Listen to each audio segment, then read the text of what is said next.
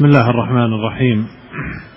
الحمد لله والصلاة والسلام على رسول الله وعلى آله وصحبه ومن اتبع هداه، أما بعد.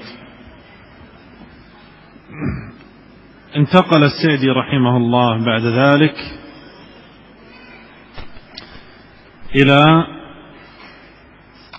مفطرات الصيام، فقال: ومن أفطر فعليه القضاء فقط إذا كان فطره بأكل أو بشرب أو قيء عمدا أو حجامة أو إمناء بمباشرة، إلا من أفطر بجماع، ثم ذكر حكمه. فيبين رحمه الله أن من أفطر بهذه الأشياء فإنه عليه القضاء فقط،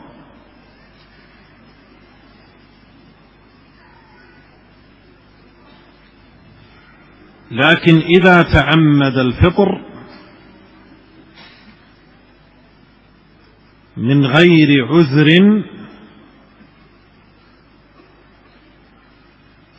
فعليه كذلك الإثم.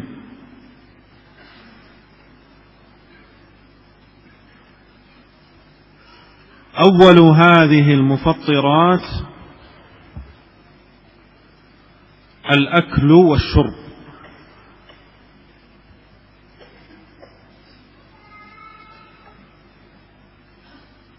ودليل ذلك قوله تعالى: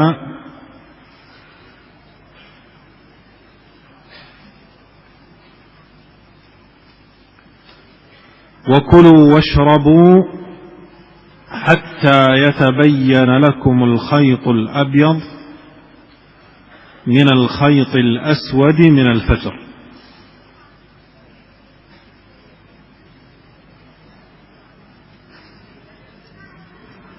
وكذلك عليه الإجماع.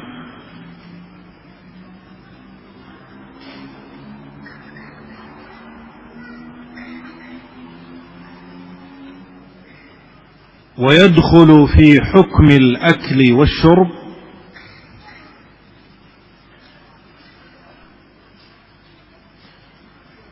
الحقن والإبر المغذية،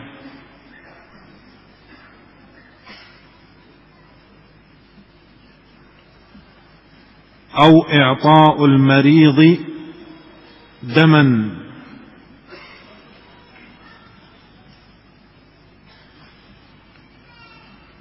ولا يدخل في ذلك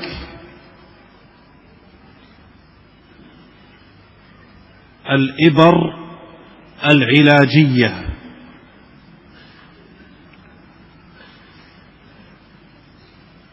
غير المغذية،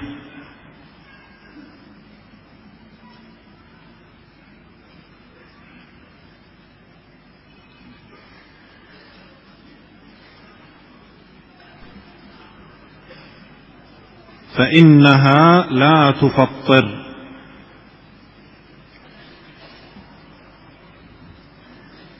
مثل إبر مرضى السكر أو المضادات،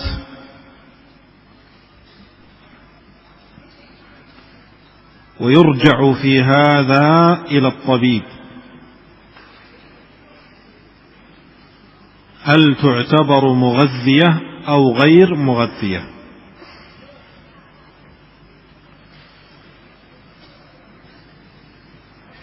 نعم.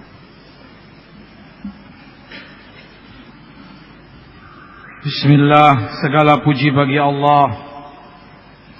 Salawat serta salam kepada Rasulullah sallallahu alaihi wasallam, keluarga, para sahabat beliau dan setiap orang yang mengikuti ajaran beliau sampai yaumul qiyamah. Kita melanjutkan penjelasan Al-Imam Sa'di rahimahullah. Beliau lanjutkan tentang beberapa perkara yang membatalkan puasa seseorang. Beliau sebutkan, barang siapa berbuka batal puasa dengan makan atau minum atau muntah secara sengaja, atau berbekam atau mengeluarkan mani karena bercumbu dengan istri, kewajibannya hanyalah melakukan qadha puasa. Akan tetapi orang yang berbuka dengan jima, berhubungan suami istri, wajib melakukan qadha puasa dan membayar kafarat berupa membebaskan budak. Jika tidak mendapatkan budak, ia wajib menebusnya dengan berpuasa selama 2 bulan berturut-turut. Jika ia tidak mampu, ia wajib menebusnya dengan memberi makan 60 orang fakir miskin.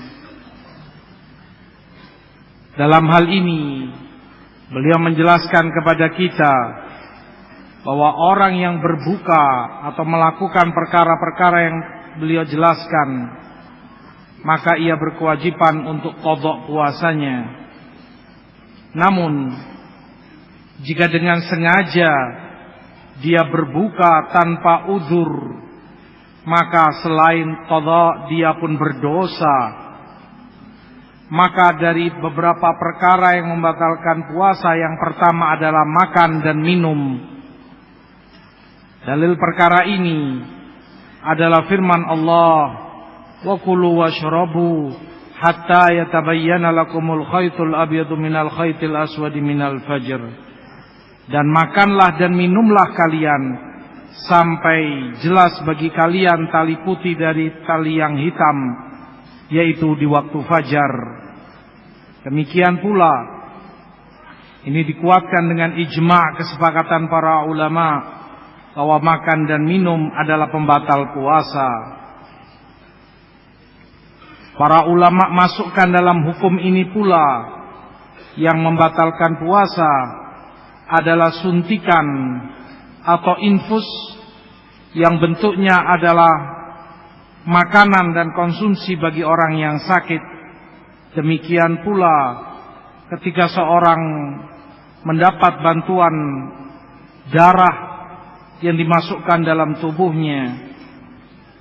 Namun tidak termasuk dalam hukum ini jika suntikan itu adalah dalam bentuk pengobatan untuk penyakitnya. Suntikan yang bukan berarti konsumsi makanan untuknya, maka yang demikian tidaklah membatalkan puasanya. Semacam suntikan bagi seorang yang terkena penyakit gula, diabetes, atau yang semisalnya, atau orang mendapat suntikan vaksin dan semisal itu. Dalam hal ini yang menjadi rujukan adalah dokter. Mereka yang diminta keterangan apakah suntikan ini menjadi bahan makanan konsumsi bagi yang sakit atau sekedar obat untuk penyakitnya. ثم من المفطرات القيء عمدا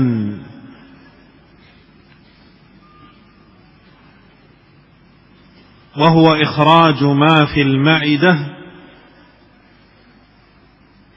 عمدا باليد أو غيره،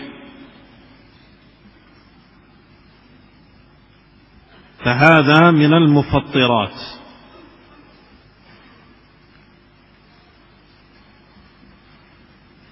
أما إن جاءه القيء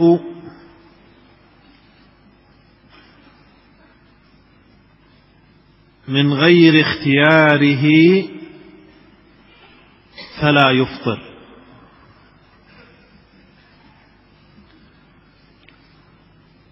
لحديث أبي هريرة: من ذرعه القيء فليس عليه قضاء،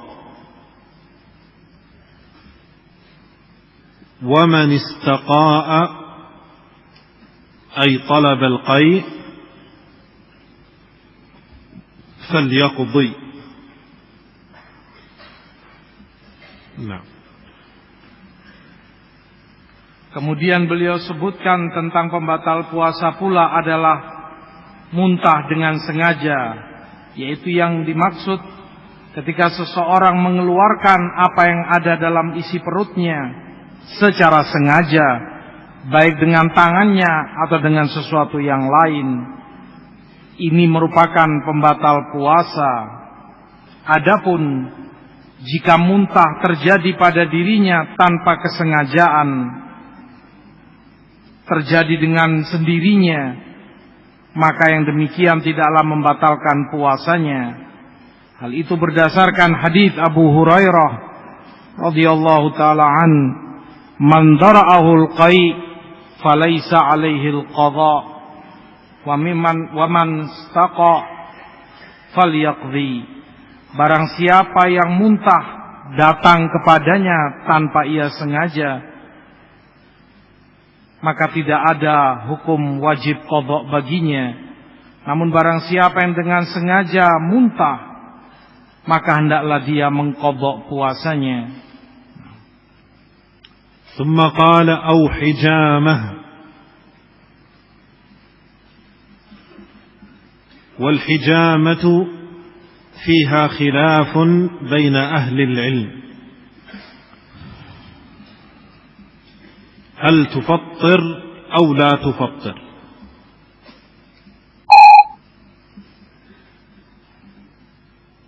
فعلى كلا القولين الأولى بالمسلم أن يؤخرها إلى الليل حتى لا يقع في الخلاف.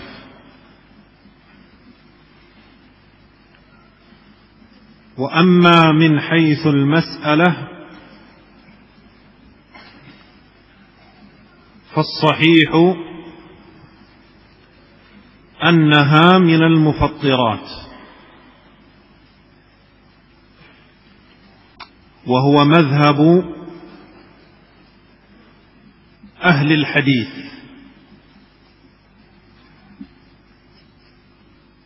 أحمد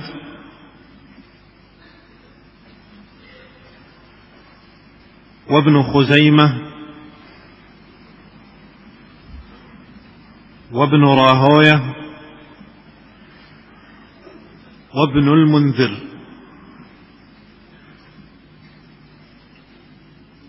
واختاره شيخ الإسلام ابن تيمية.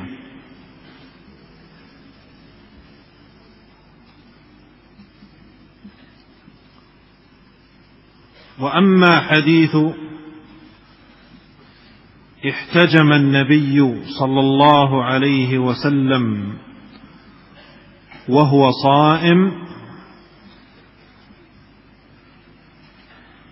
فبين أحمد وغيره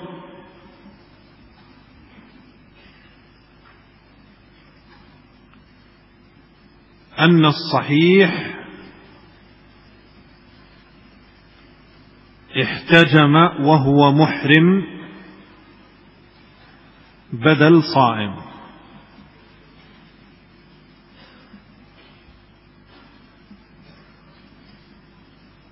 ويدل على هذا القول كذلك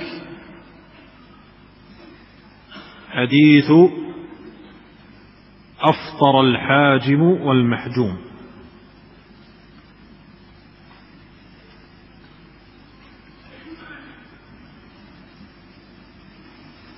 نعم. Kemudian beliau sebutkan yang berikutnya, pembatal puasa adalah berbekam. Tentang masalah berbekam ini ada khilaf, perselisihan di antara para ulama, apakah berbekam termasuk pembatal puasa ataukah tidak.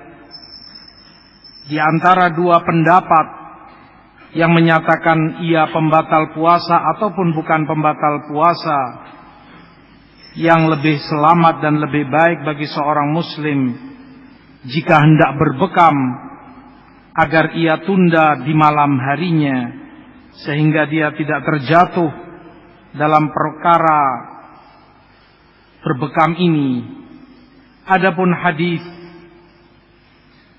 dalam permasalahan berbekam ini, yang lebih benar bahwa berbekam ini adalah termasuk pembatal puasa, dan ini madhab para ulama ahlul hadis seperti Imam Ahmad, Imam Ibnu Khuzaimah, Imam Ibnu Rohoyah, Al-Imam Ibnul Mundir, dan yang lainnya. Dan pendapat inilah yang dikuatkan oleh Syekhul Islam Ibnu Taimiyah rahimahullah. Adapun hadis yang menyebutkan ihtajaman Nabi wa huwa shaim, Rasulullah berbekam dalam keadaan beliau berpuasa, dijelaskan oleh Imam Ahmad dan yang selain beliau bahwa riwayat yang lebih benar adalah dengan lafaz ihtajaman nabiyyu wa huwa muhrim, bahwa Rasulullah berbekam dalam keadaan beliau sedang ihram, bukan sedang puasa. Termasuk dalil yang menjelaskan perkara ini, bahwa bekam termasuk pembatal puasa, adalah hadis aftarul hajim wal mahjum, telah batal puasa seorang pembekam dan yang ia bekam. Wa minal mufattirat au imna'in bimubasharah, ay inzalul maniyyi باختياره بتقبيل أو لمس أو استمناء،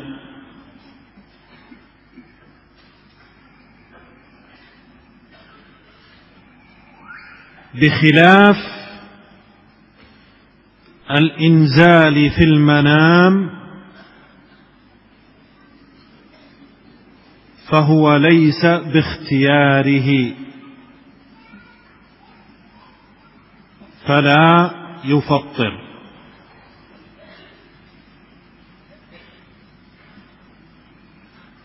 ويدل على ذلك الحديث القدسي الصيام لي وأنا أجزي به،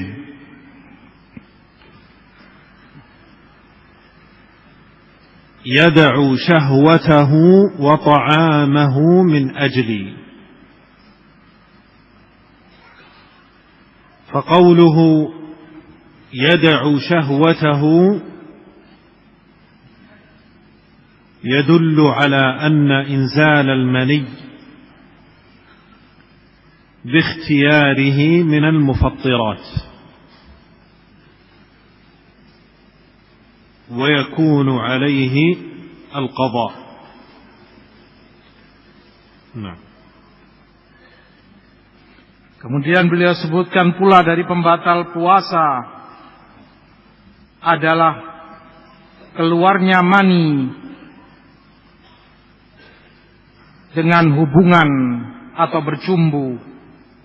Artinya, ketika seseorang mengeluarkan maninya dengan kesengajaan darinya, baik itu dengan bercumbu karena mencium istrinya, atau menyentuh dan memegangnya, atau dengan cara onani atau semisalnya, yang semacam ini membatalkan puasanya, maka berbeda perkaranya, hukumnya jika maninya keluar tanpa kesengajaan darinya, keluar maninya karena dia mimpi dalam tidurnya, maka yang semacam ini tidak membatalkan puasanya. Hal ini berdasarkan hadits qudsi yang telah lalu, di mana Allah sebutkan as-siyamu li wa ana ajzi bih, puasa itu untukku dan aku sendiri yang akan membalasnya. Yada'u syahwatahu wa ta'amahu min ajli, di mana yang puasa meninggalkan syahwatnya dan makannya karena aku. Maka sabda yang di dalam hadis ini, perkataan Allah, dia tinggalkan syahwatnya, menjelaskan kepada kita bahwa mengeluarkan mani dengan kesengajaan adalah termasuk pembatal puasa, maka orangnya berkewajiban untuk mengqadha puasanya.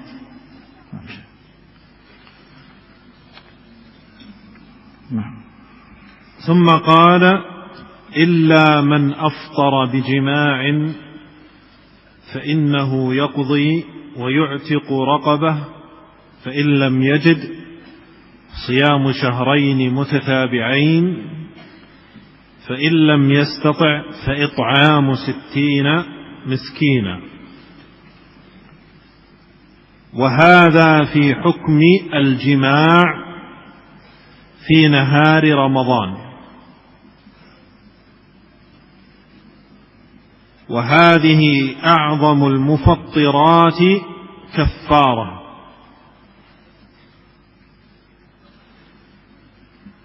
فمن جامع أهله في نهار رمضان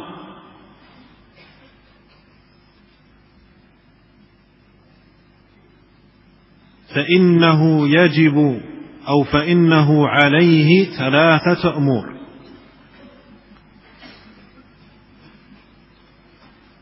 الأمر الأول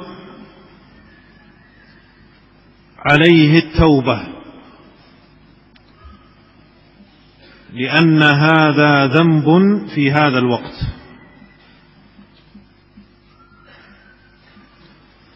الأمر الثاني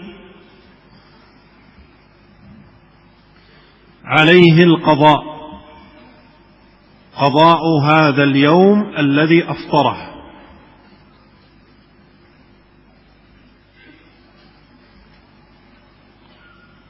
والأمر الثالث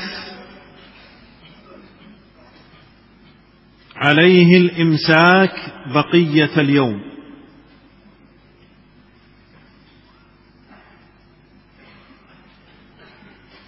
والأمر الرابع، إذن عليه 4 أمور. الأمر الرابع الكفارة.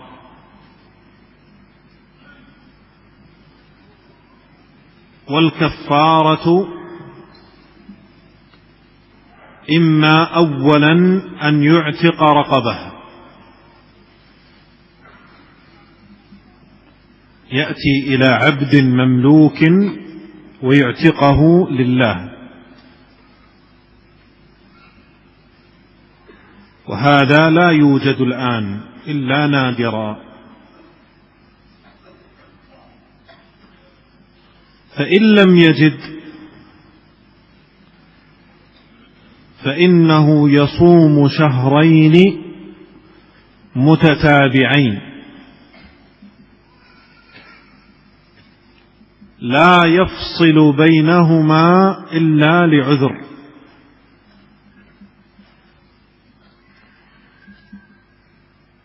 فإن فصل الصيام بغير عذر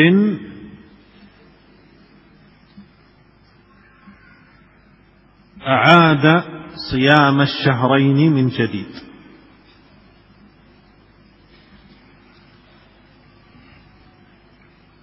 فإن كان عاجزا فعلا عن صيام الشهرين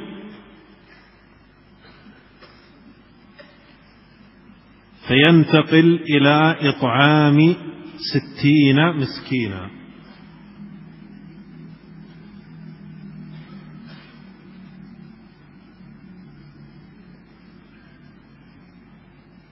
وهذه المفطرات السابقة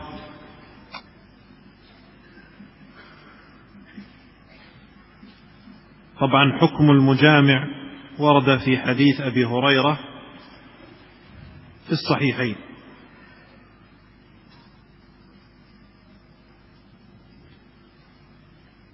أقول هذه المفطرات السابقة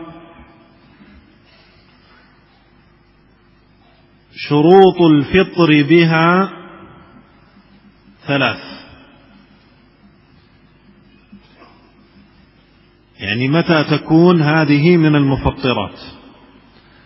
لا بد من شروط ثلاث. الشرط الأول العلم،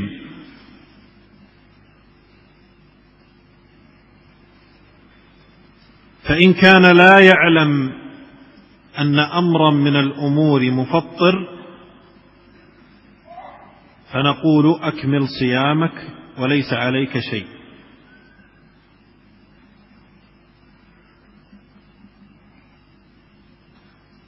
الشرط الثاني الذكر،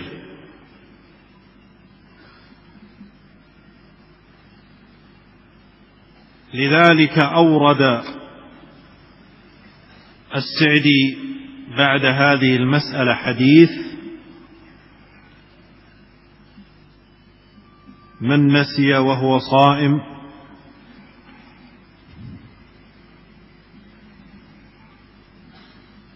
فأكل أو شرب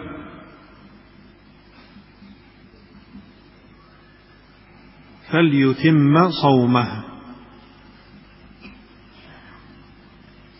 فإنما أطعمه الله وسقاه.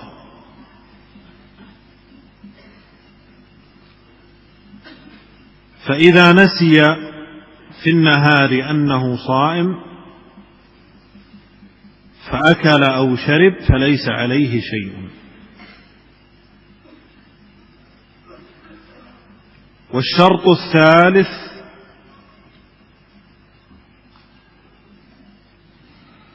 هو العمد والاختيار،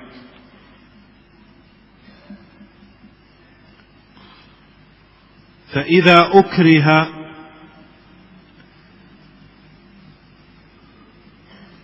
على مفطر من المفطرات فليس عليه شيء ويتم صومه إذا تحققت شروط الإكراه. نعم.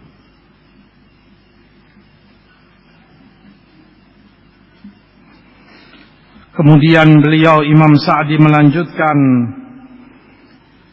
akan tetapi orang yang berbuka dengan jima hubungan suami istri wajib melakukan qadha puasa, membayar kafarat berupa membebaskan budak. Jika tidak mendapatkan budak, ia wajib menebusnya dengan berpuasa selama 2 bulan berturut-turut. Jika ia tidak mampu, ia wajib menebusnya dengan memberi makan 60 orang fakir miskin. Penjelasan tentang ini, tentang perkara jima di siang hari Ramadan, adalah perkara pembatal puasa yang terbesar dalam hal kafarohnya. Maka barang siapa yang mendatangi istrinya, berhubungan suami istri dengannya di siang hari Ramadan, maka dia berkewajiban untuk melakukan 4 perkara.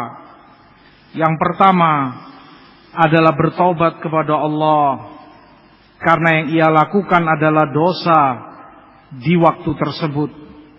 Yang kedua, dia berkewajiban untuk qadha di hari yang ia lakukan itu. Yang ketiga, dia berkewajiban untuk kembali menahan diri atau melanjutkan puasanya di sisa hari tersebut. Yang keempat, ia berkewajiban untuk membayar kafarah, yaitu yang pertama adalah membebaskan budak. Dia merdekakan budak itu karena Allah semata.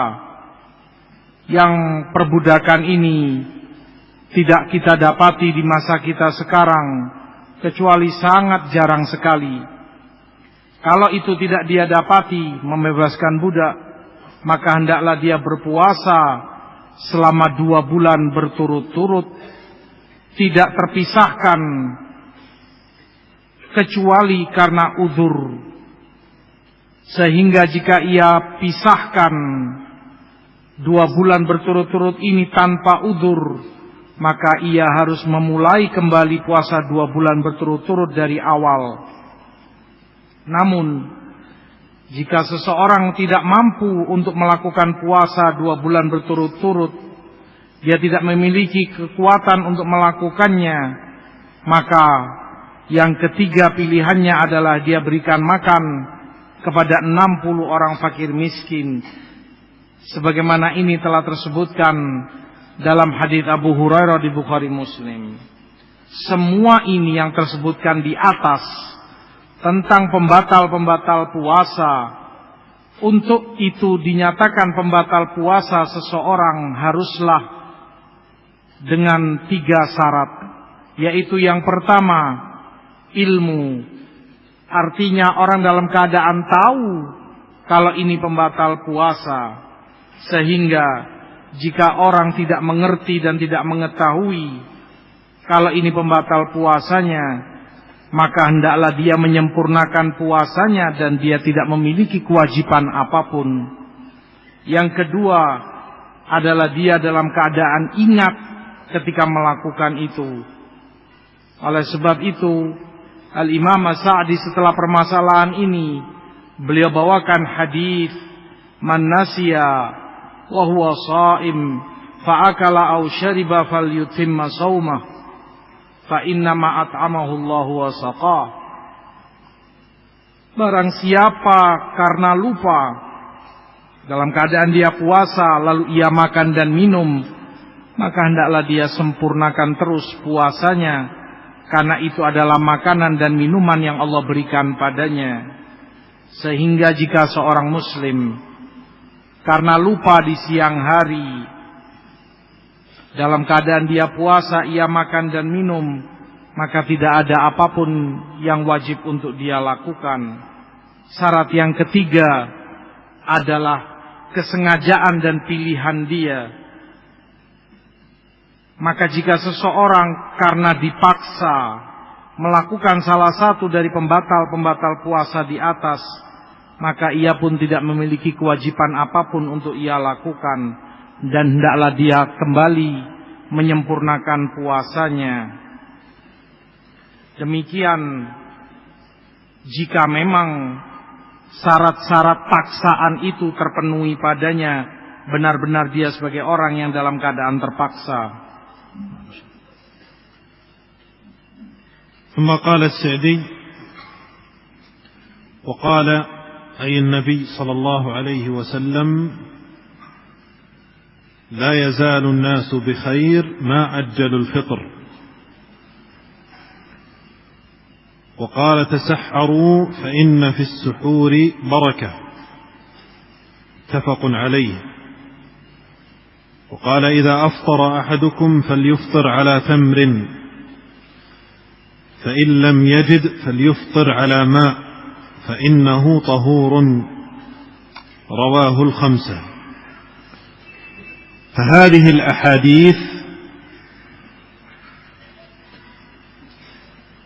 فيها بيان سنن الفطر والتسحر، فطور والسحور. فمن السنن أولا تعجيل الفطر وتأخير السحور.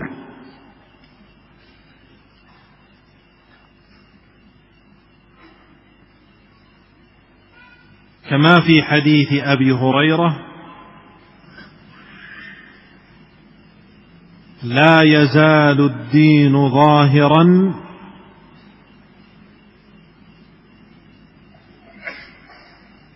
ما عجل الناس الفطر.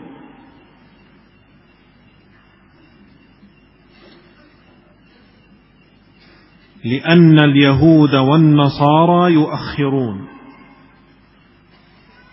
رواه أبو داود.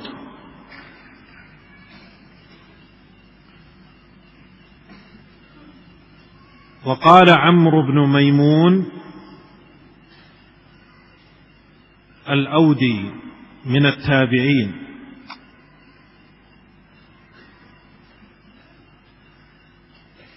كان أصحاب محمد صلى الله عليه وسلم أسرع الناس إفطارا وأبطأهم سحورا.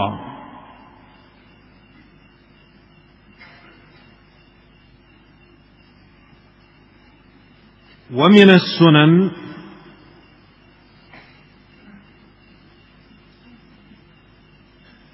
أنه يفطر أولا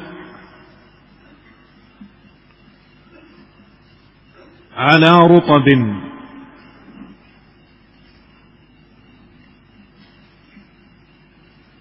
فإن لم يجد أفطر على تمر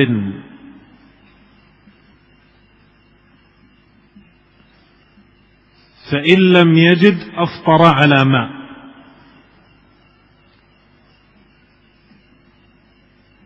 كما في حديث أنس.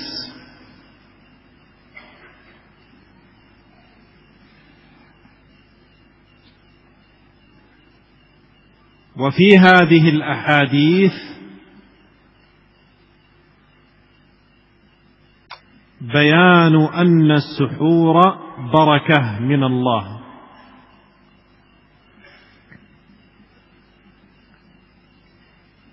فلا ينبغي تركه،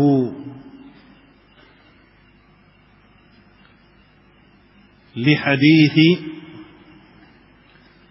السحور أكلة بركة.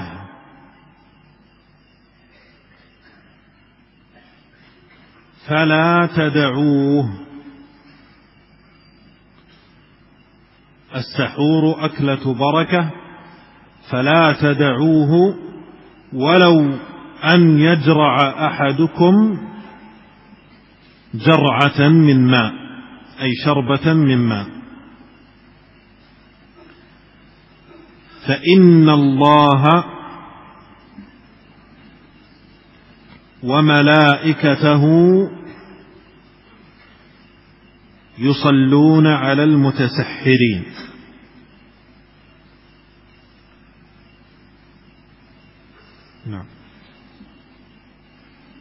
Kemudian beliau sebutkan tentang perkara-perkara yang menjadi sunnah-sunnahnya berbuka dan sahur.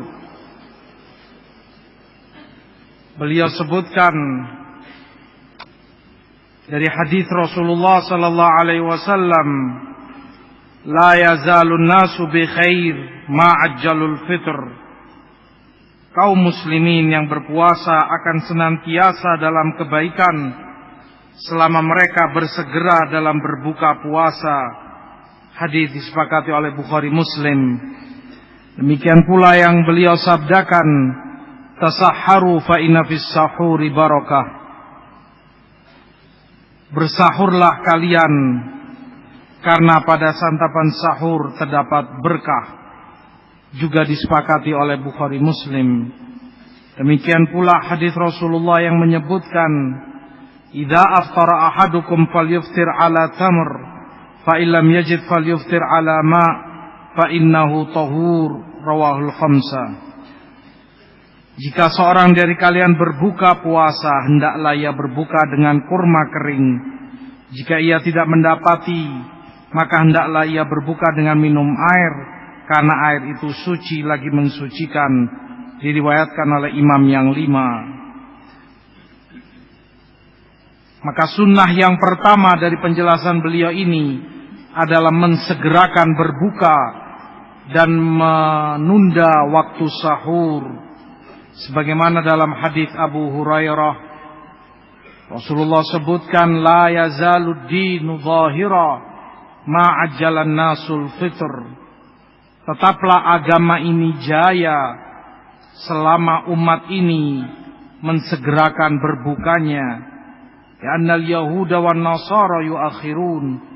Karena kaum Yahudi dan Nasara mereka mengundur dan menunda bukanya. Diriwayatkan oleh Abu Dawud. Disebutkan oleh Imam Amr bin Maimun al-Audi rahimahullah, imam tabi'in di masanya, kana ashabu Muhammad asra'un nasi iftaran wa abta'ahum sahura. Para sahabat Rasulullah SAW, mereka adalah orang yang segera dalam berbuka dan paling lamban dalam sahurnya. Termasuk dari sunnah pula dalam berbuka untuk seorang muslim berbuka dengan rutab, yaitu kurma muda. Namun jika itu tidak ia dapati, maka hendaklah dia berbuka dengan kurma kering. Atau jika itu pun tidak ia dapati, hendaklah dia berbuka dengan minum air, sebagaimana dalam hadis Anas radhiyallahu taala anhu. Hadis-hadis ini menjelaskan kepada kita bahwa sahur adalah santapan barokah, barokah dari Allah, maka tidak pantas untuk ditinggalkan oleh seorang muslim. Karena hadis Rasulullah yang menyebutkan as-sahuru aklatu barokah fala tada'u. Sahur itu makanan barokah, maka jangan kalian tinggalkan. Walau an yajra'a ahadukum jur'atan minan ma'. Walaupun dalam sahurnya kalian hanya meneguk seteguk air. Fa innallaha wa malaikatahu yusholluna 'alal mutasahhirin. Karena sesungguhnya Allah dan para malaikatnya bersolawat kepada mereka yang makan sahur.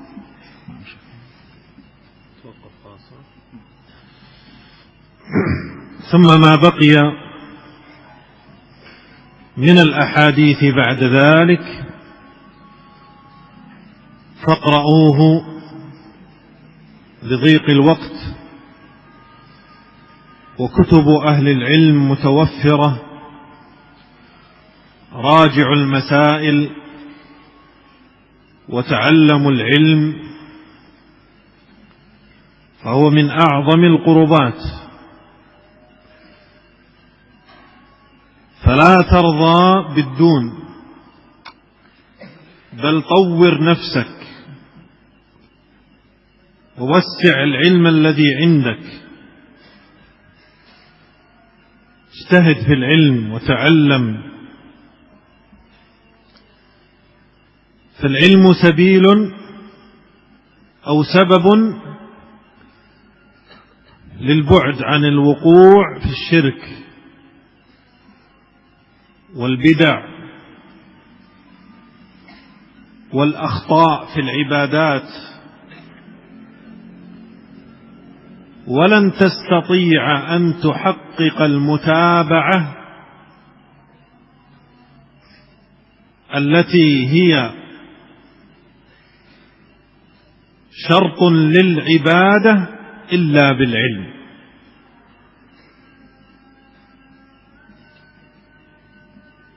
ولن تستطيع النجاة من البدع والتحزبات والأهواء والمخالفات إلا بالتحصن بالعلم.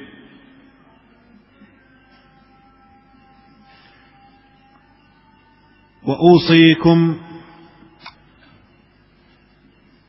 أن تتآلفوا فيما بينكم،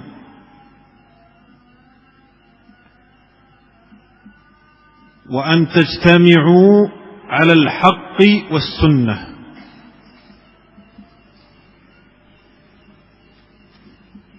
وأن تبتعدوا عن أسباب النزاع والخلاف.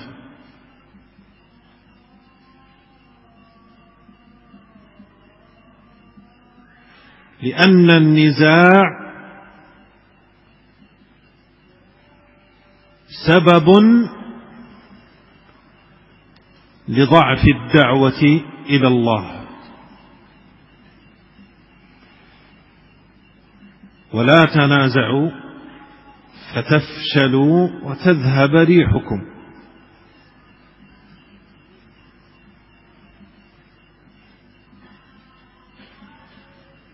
ثم في الختام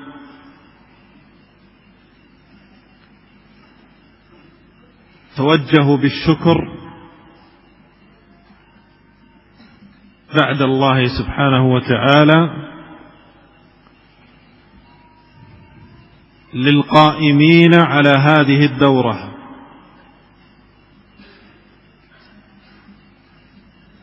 وللجنة المنظمة، فجهودهم ظاهرة،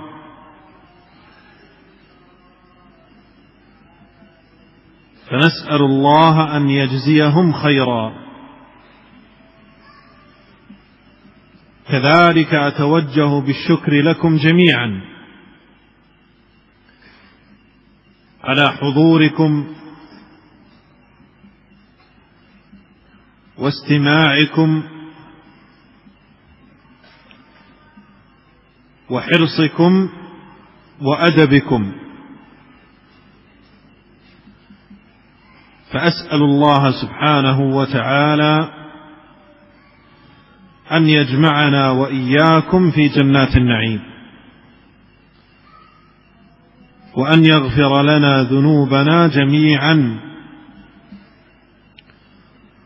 وأن يثبتنا على السنة. وبارك الله فيكم، والله أعلم. صلى الله وسلم على نبينا محمد.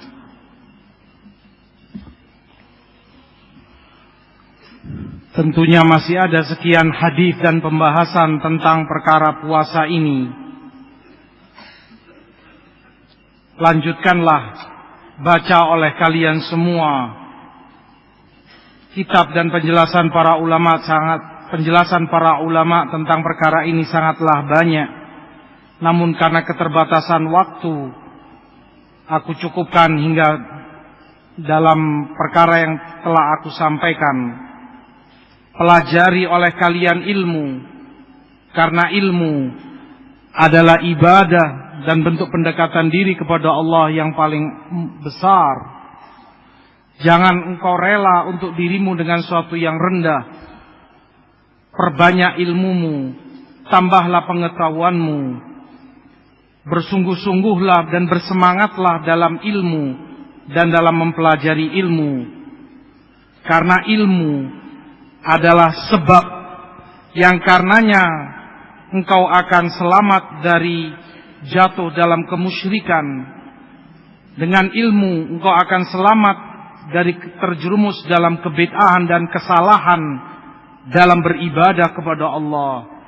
Dan engkau tidak akan mampu, tidak akan bisa merealisasikan mutaba'ah, mentaati Rasulullah SAW dalam sunnahnya, yang mana itu syarat diterimanya ibadah, kecuali dengan ilmu. Engkau tidak akan bisa selamat dari kejahatan bid'ah, dari kejahatan hizbiyah, dari hawa nafsu, dari fanatik, dari penyelisihan dan penyimpangan, kecuali jika engkau bentengi dirimu dengan ilmu yang benar, ilmu syar'i. Aku wasiatkan kepada kalian semua untuk kalian saling bersaudara, saling lunak, saling mencintai.